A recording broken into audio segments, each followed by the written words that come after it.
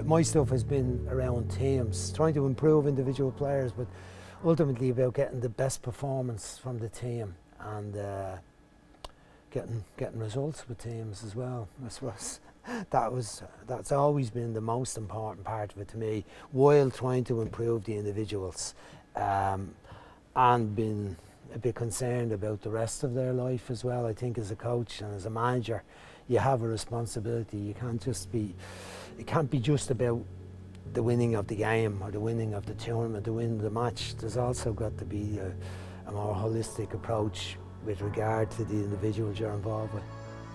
Let's get into it. He wears the black trunks with red trim. His professional record, 34 victories with 2 defeats, 24 wins by way of knockout. Hailing from Limerick, Ireland, introducing MP Lee.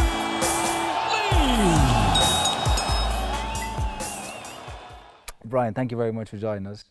I've known you a while, but like, I was surprised to see you started coaching at 13 years old. An under-11s team, Crumlin United. Was that right? Well, my first team was actually in the road leagues. They were road leagues in the Drimna area, and there was an under 13 and a half section which I was eligible to play in, but there was an under 11 section. So I decided to gather up the lads that were slightly younger than me, and enter the under 11 section. And we did all right. Yeah. We won it. But anyway, that was my start to my coaching. I don't know where that came from. Why? Maybe I owned the ball or something. But it may have come from my father being a boxing coach. But I from then on, I always liked the idea of the control of the decision making, of judging players and judging people a little bit, and. But my first official team was in the schoolboy league. I was playing for Crumlin United under 15, and I was managing an under 13 team at that time. So, but I would have had a little bit of help here and there. I would have had other guys. Yeah. So would you say like your love for coaching or your wanting to coach kind of developed as you went on? It just kind of happened, or was it something that was instant, or something that you grew into? I think grew into. I think I saw my father as the coach in the boxing clubs in Drimna, in St John Bosco, and in Trinity College. He had coached several other things before that, but I saw maybe his influence as being the leader with the group, that he could help people to do a bit better. I don't know, maybe that, but I think there was also a bit of frustration as a player that I wasn't making the progress I wanted to make as a player. I played against players who were better than me, which annoyed me. I wanted to be the best player. And maybe, I fell into coaching a little bit, that it fulfilled me more than the fulfillment I got as a player. I was a decent enough player. I would have had trials. That's a big, like, from at a young age, it's a big realisation to think, I'm not good enough to make it, or be as good as I want to be. Like, a lot of guys would fight against, I'm sure you did, fight against it, against it. And I was still hopeful, Andy, for a long time. Like I was playing for a very good team in Shelbourne in the top leagues in Dublin, under 17, under 18, we were the top team. And I was good enough to be on that team, but I wasn't the best player. I didn't make the youth international team. And at that stage, I'm looking around me on the team I was playing on, there was, I think, 5 or 6 lads that made the Irish Youth International soccer team, and I'm going, I'm not that good, but I'm influencing the games that I'm involved in as a manager. And then it just developed. I stayed playing until my mid-20s at some level, but I always seemed to be able to coach at a higher level. People used to ask me to manage teams at a higher level than I could play. Like I managed Shamrock Rovers youth team when I was 20. I was managing Shelbourne's reserve team in the League of Ireland. A year or two between my own age and the team I'm coaching. It does sound a bit mad now, but obviously other people had a bit of a trust in me. They saw that I had some organisational ability. I was reliable. I was probably strict enough in terms of... and you felt you had the authority. I never seemed to have a problem with that. I don't know where that came from, but I never had a problem with discipline with lads who were only a year or two younger than me. I demanded good timekeeping, clean boots, clean gear if that was their responsibility, train hard, turn up on time, play to the limits of your ability, and I'll give you a bit of structure to try and win the game. So, and then I kind of was clever enough to know I needed to go on coaching courses, and I went on my first coaching course when I was 17. Actually, I did my English prelim, it was called, but we could do it here in Ireland. So I was trying to do a little bit on the knowledge side, the academic side, as well as know about the game, try to play, try to manage, try to be practical as well. And how did, like, going into those coaching courses, do you feel like it reaffirmed what you already knew, or that you were learning and it challenged what you knew? Definitely learning. Yeah. Some comfort that I had a bit of an idea when I went to them, but certainly learning from, you know, I remember going one night a week on the course here with the great Billy Young. He was manager of Bohemians for many years. But then on the prelim course, the English prelim course, it was Dave Bacuzzi. Unfortunately, Dave died recently. He was a former English player, played for Arsenal and Reading, and he came to Cork as the player manager of Cork in his early 30s.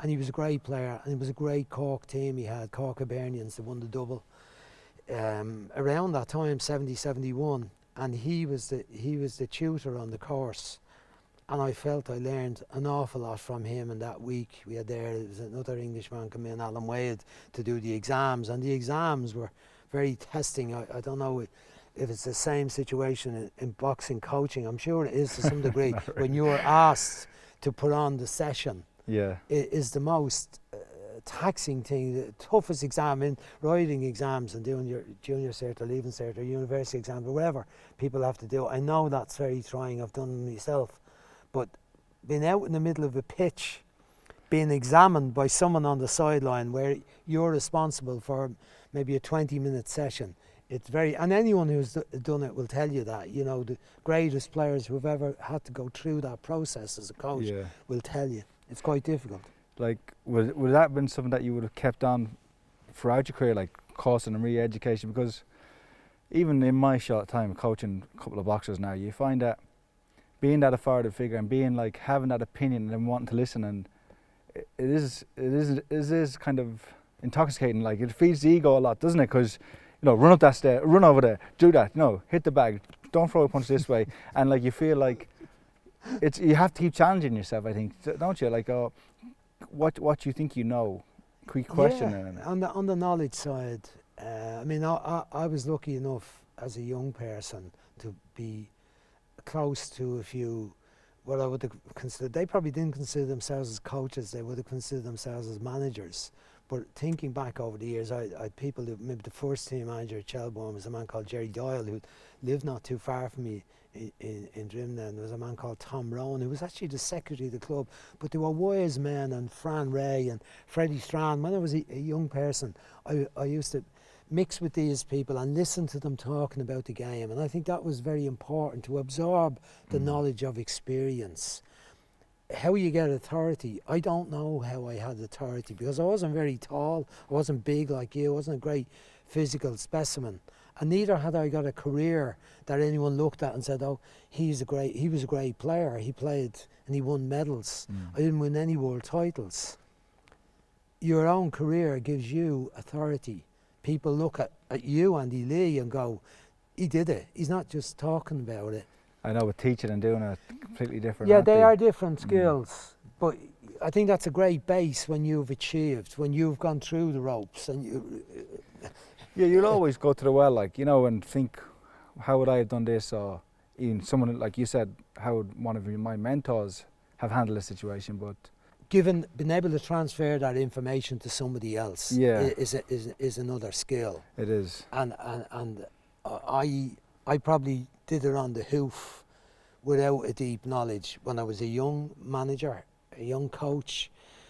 But I understood that what I was doing kind of worked, because I would have been working with, you know, the young players that I had around Crumlin area weren't the top players in Dublin by any means, but we were a very, very competitive team, and we were near the top. We were, you know, second in the top league in Dublin. There was a team better than St. Joseph's team were better than us consistently. They had better players, better facilities, better everything.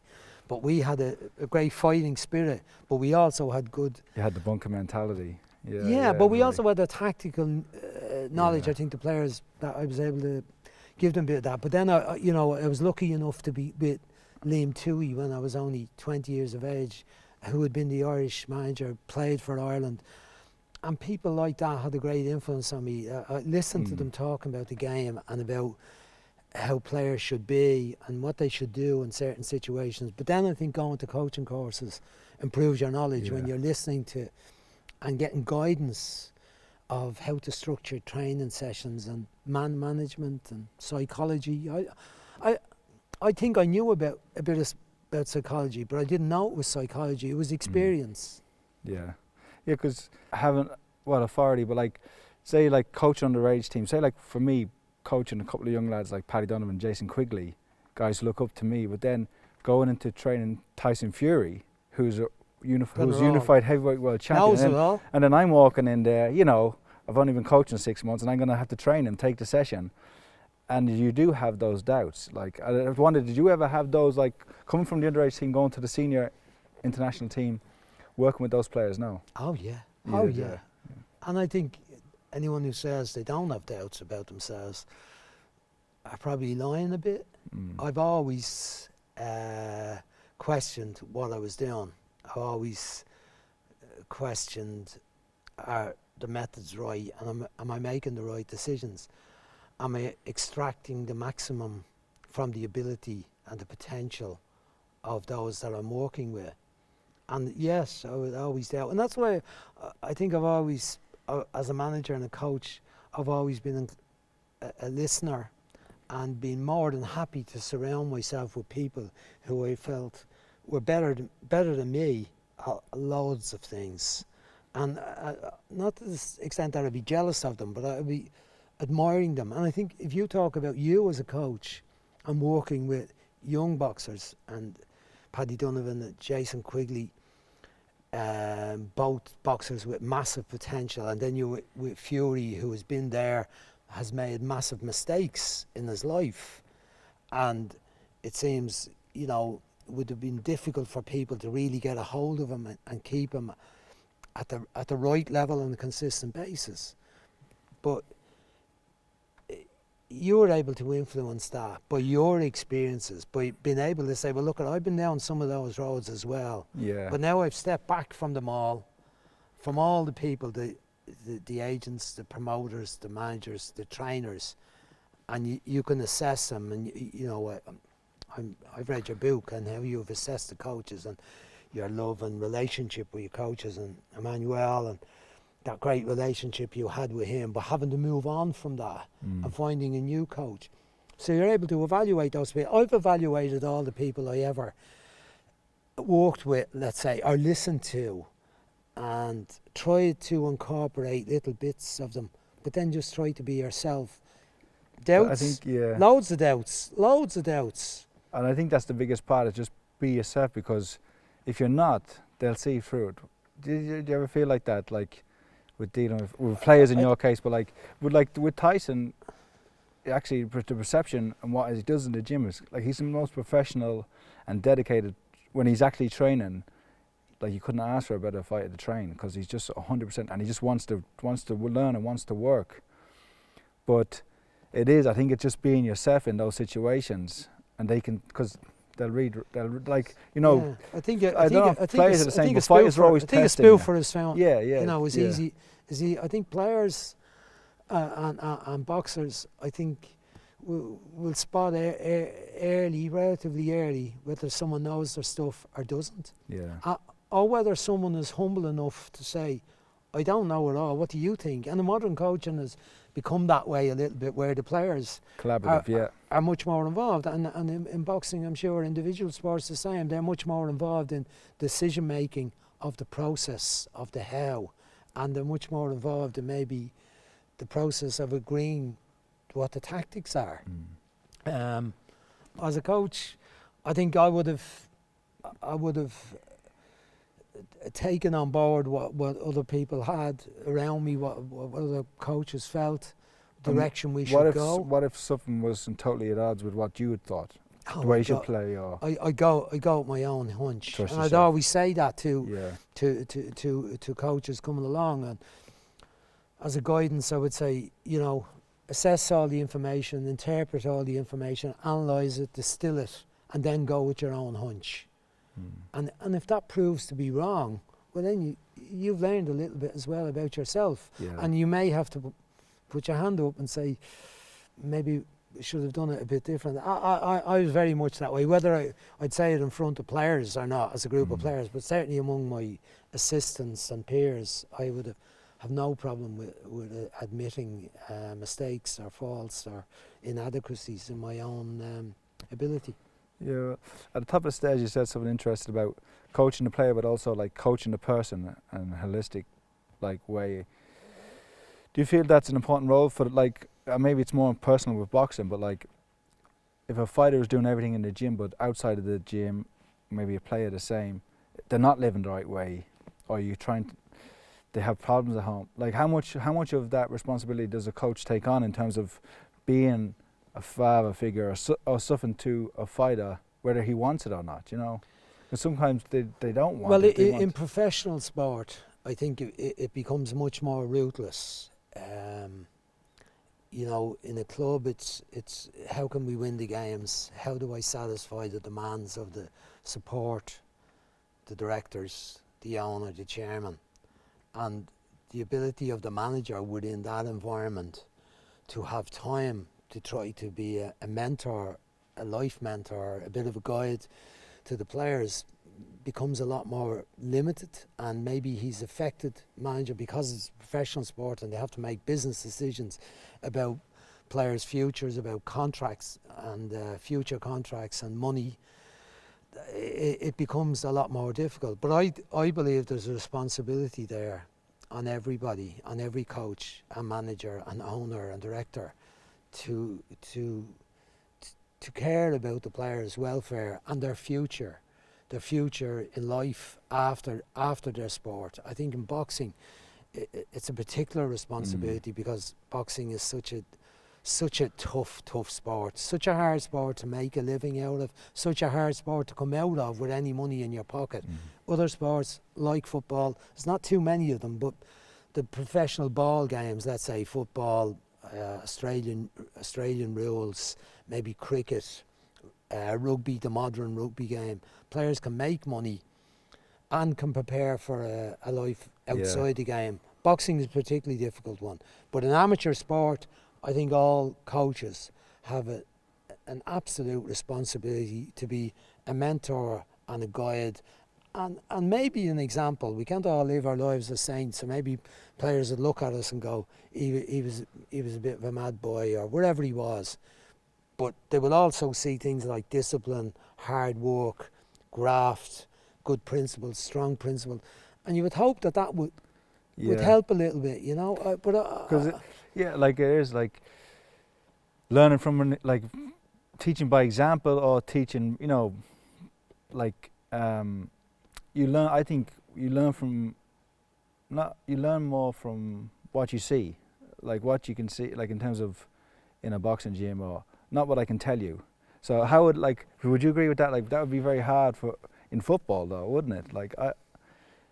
Because I think if I can show you how to do something, or if we're in the gym and I'm training guys and there's somebody else who I think he's really good, he's in the gym with us, watch him, watch what he does, watch how he does that. They'll learn more from watching him than me actually telling them how to do it. Yeah, well, that's that's a technical part of coaching, is to be able to analyse whatever it is, whether it's the movements in boxing, it's the moves and the feints, and in reading your book, the psychology of the movements and thinking ahead and luring people into a mistake and being prepared to wait and have the patience to wait for that mistake and then make the right move, whether that's a shuffle or a step to one side. The technical part of that. So there's the knowledge part of that and being able to show the move, slow down in slow motion. Now obviously in the gym you can show somebody else that does it. Me as a football coach, I could show a little bit. I wasn't bad in terms of showing how to pass it or how to curl it, or but I wasn't going to try and show Roy Keane how to pass it between two guys who are less than social distance apart when the game has been played at 90 miles an hour. I wasn't going to try and show Robbie Keane how to finish in the box when he's been marked by 2 6'3" centre backs. But what I could do is set up practices that allowed him to test himself to the limit, or to almost game speed.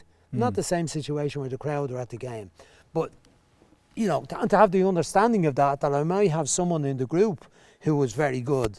I had Chris Futon working with me, who was one of the great full-backs of the game in his time, a very modern full-back in his time as a player at Spurs. And he could show full-backs how to play full-back and positioning. I could show them positioning and where I'd like them to be relative to other players on the team in the picture I have in my mind. But he might be better at showing body position, body shape, how you shape up in a 1v1 against a fast, tricky winger. So, to be able, I think it's important to be able, I think, to be able to be aware of that as well yourself, and not to be a spoofer, and not to be trying to show fellas something that you can't really show.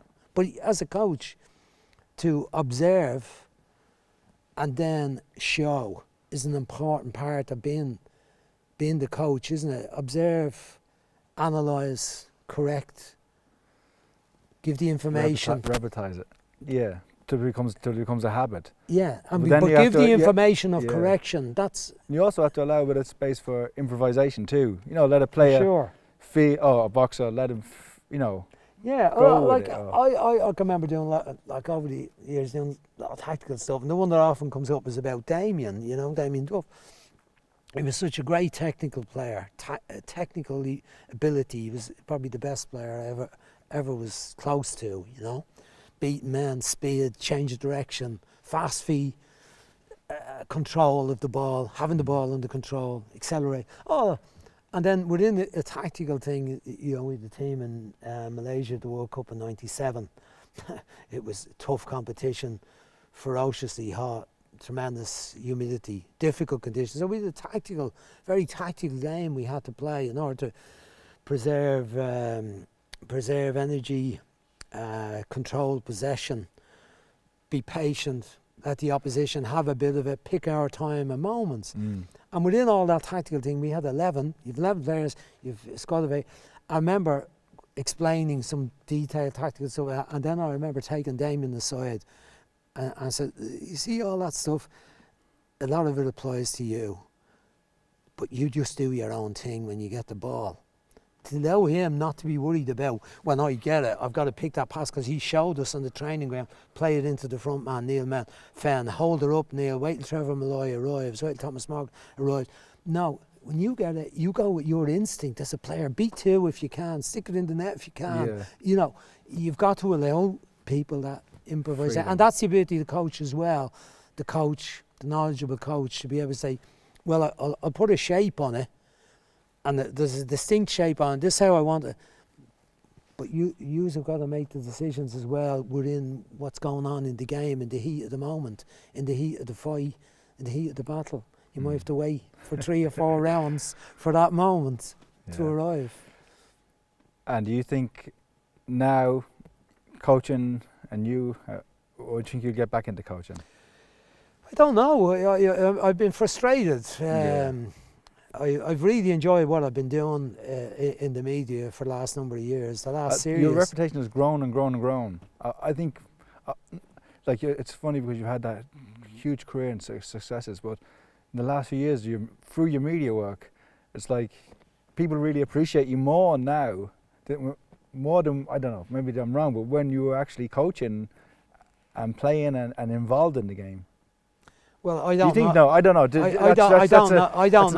don't know if that's the case. Yeah, it might not be the case. But it may not be the case. You might be just saying nice things. No, I really think there's been I remember bumping into you. I remember we were at the the charity. It's not like the charity Oh, soccer Saturday matches. event. Yeah, the World Refugee Day. Yeah, And you were playing Law up in the Society. King's And Inn. I said, "Oh, it's great to see you, Brian. You've had such a huge comeback." You know, it's like I don't know. It was like, Well, I never. It was not really a comeback. I never you know? retired. I Yeah, mean, yeah. look, you know, I haven't had an opportunity that attracted me over the last few years.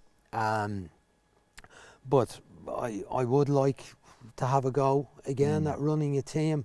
But I enjoy what I'm doing and the opportunity to work in the media for various different people and to go to matches and to have to study the game while and stay up with what's going on in the game. It's marvellous, and that people think that there's a value in what you say is interesting too. But also to enjoy it and meet people and meet people from different sports and have a bit of fun around it as well, I think is very important. And I thoroughly enjoy it, but I'd enjoy coaching.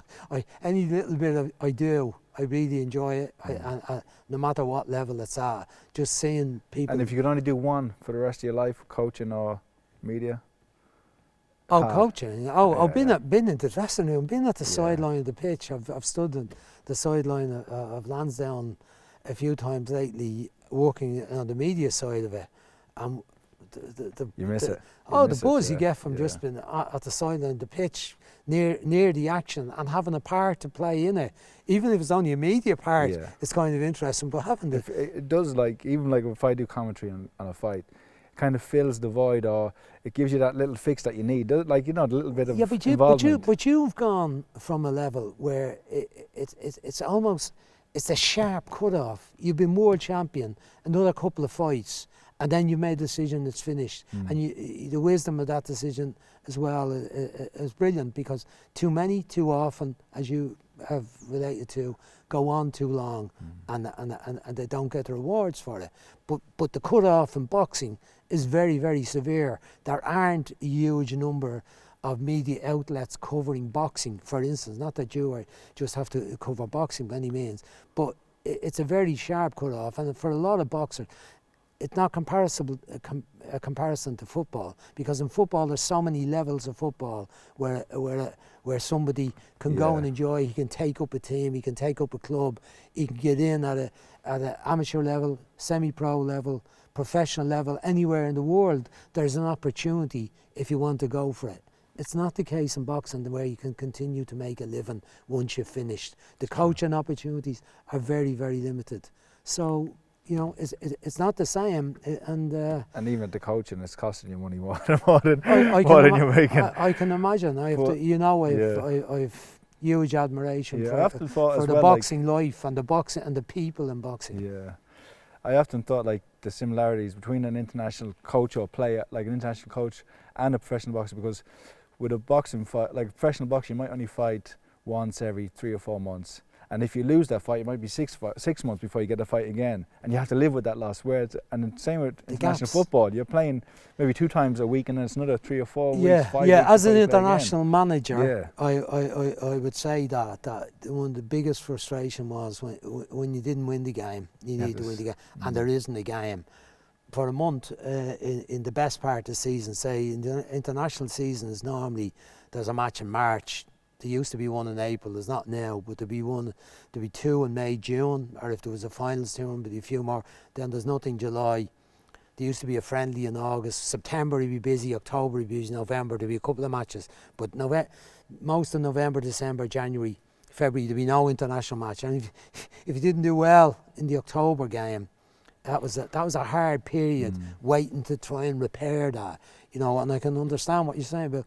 But boxing, for all boxers like that, except for looking back at the history of boxing, where some fellas used to have 200 and 300 fights going back, you know, in the 40s and 50s, and the earlier, it's extraordinary where they used to box so frequently. But I presume they had to do it to make a living wage for their families, and there was a lot more boxers, there was a lot more halls, there was a lot more events. Now it's driven by television coverage, really, isn't it? And there isn't so many opportunities. And I want to ask you about that as well. Like, say, those fighters in the 50s and whatever, the 40s, 50s, they would have fought 15 rounds. They would have fought maybe once every couple of weeks, maybe even more once, twice a week, you know. But they would have fought 15 rounds, weighed in on the same day. There was no strength and conditioning. There was no hydration. You know, there was none of all these modern No concepts. sports science Yeah. support. And how much, but they could still compete and still like perform at that level. And how you find the old ways of what you would have started out in coaching and like the old school approach and now the modern approach, and how they conflict, and which is better, but how supplementing them two together. It's you know, because there is in boxing, there's an old school way of doing things, and now there seems to be this new way of doing things. But to me, it's not necessarily, it's not a better way of doing things. No, but isn't it always just about progression? Isn't it just about time moves on, there's more people come around with some new ideas. Sports science has taken a much bigger hold on rehydration, nutrition, preparation between fights. I mean, you're working with Tyson Fury, and from what I am aware of, he would go up massively in weight between fights. I mean, that has been a history of a lot of good boxers, a lot of exceptional boxers, and then they go through this process of getting ready for fight. Now, you know, I would think that is probably not the best way, and modern thinking would say, modern sports science would say that it can't be good for your body, extreme weight coming down to a good weight to box at. But we're just gaining bits of knowledge, and I think that's very important, that we absorb the knowledge, absorb the sports science, take bits and pieces from it that help the performance of the teams. It's obviously very important now, the tracking of players, the analysis of their running ability, the number of sprints, the amount of energy they're using up. All that I think is very important, but the ability of the coach is to be able to distill all that information, combine it with the ability, the technical skills of the athlete, of the boxer, of the player, and smooth it off. Ensure that he's getting the right bits of information that are appropriate to him or her to allow them to perform at the highest level. So it's about moving with the times, moving with the information, but retaining the basics. Yeah, 'cause it's like, the basics and the principles have to be there. If do you want a player, or you know, do you want like a specimen, like an athlete who can jump high or run fast, or do you want a guy who can just take the ball on a touch, turn and pass it, bing it over there? You know what I mean? Yeah. Isn't it? There's a fine balance, I guess. And it's about, you know, ensuring that the training and the preparation take on board. I mean, I used to think at times that sometimes that the strength and conditioning guys became a bit too powerful, that if you listen to them, the training session wouldn't involve enough of technical skills. It wouldn't involve enough practice. Now, of course, they've improved and they understand that now, and that's the ability of the coach to ensure that all the bits that are required are in there in the training and in the preparation. So, you know, it's gone down now where it's about shorter training sessions, the content at a higher tempo. You know, less about long running, distance running, and the sort of stuff that boxers did for years out on the road, running miles and miles and miles. I presume that has changed now down to it's some ways, but there is still a space for it. You know what I mean? Of course, there's a space for it, because there's a bit in the brain that says I need to do this and I enjoy this, and there's a mental aspect of that. Definitely. Going out. You know, I can only think of myself as training myself. I used to like doing a bit of long running, and it gave me time to think about things a bit and think tactically. So exactly, you know, but it's about putting everything in the right place, taking it all, distilling it down, what's important, and can we find the right formula that works for the individual and or for the whole team. Thank you very much, Brian. Fascinating, educational.